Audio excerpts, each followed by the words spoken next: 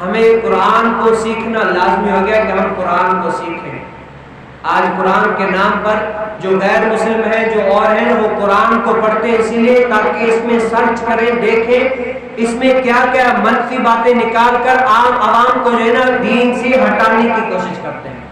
آج لوگ عوام کو جو ہے برباد کر رہے ہیں، کیا ہے، عوام کو برباد کر رہے ہیں، صرف دین کا نام لیتے ہیں کہ ہم دین ہے، حالانکہ وہ اندر سے پکے منافق اور دین کے پکے دشمن ہوتے ہیں۔ لیکن یہ کیا ہے، قرآن ہاتھ میں پکڑ کر لوگوں کو قرآن دکھا کر ہٹا رہے ہوتے ہیں، حقیقی قرآن کچھ اور کہتا ہے۔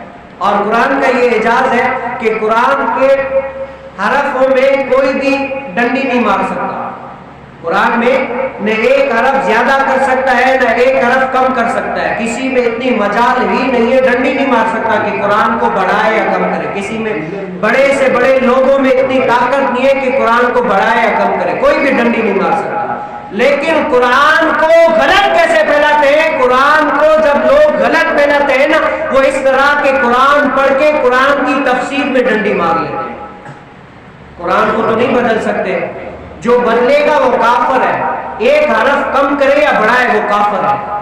لیکن قرآن کی تفسیر میں کیا ہوا، وہ ڈنڈی مار لیتے ہیں۔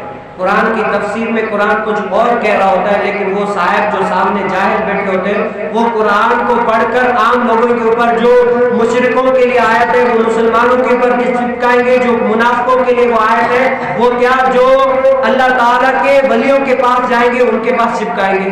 تو کیا قرآن کو نہیں بدلا، لیکن کیا اس کی تفسیر میں جو ہے نا وہ بدل دیا۔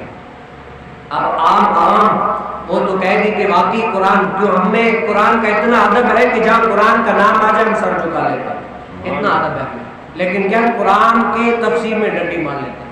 اور یہ تمام مفسرین کے نزدیک رائے بالتفسیر کرنا حرام ہے۔ کیا ہے؟ اپنی رائے سے تفسیر کرنا کہ یہ قرآن کی آیت یہ کہتی ہے، یہ کہتی ہے، یہ کہتی ہے، حالانکہ جو قرآن کے مفسرین ہیں اس کے تحت انہوں نے اس قرآن کی تفسیر کچھ اور بیان کی ہے، لیکن سامنے والا جو جاہل ہے وہ قرآن کی تفسیر کچھ اور کر رہا ہوتا ہے۔ تمام مفسروں کے نزدیک قرآن کی اپنی رائے سے تفسیر کرنا یہ کیا حرام ہے۔ اب مرزا انجینئر کیا کرتا ہے؟ یہی کرتا ہے کہ قرآن کی تفسیر قرآن پڑھتا ہے، ترجمہ سنا دیتا ہے، لیکن یہ نہیں پڑھتا کہ تفسیر میں کیا لکھا ہے۔ اور سامنے والے جو لوگ جاہل ہیں ان کو بھی نہیں پتا کہ قرآن کی تفسیر میں قرآن کیا کہہ رہا ہوتا ہے۔ حدیث پڑھیں گے، حدیث کی شرح میں نہیں پڑھیں گے کہ حدیث کی شرح آخر حدیث کہنا کیا چاہ رہی ہے۔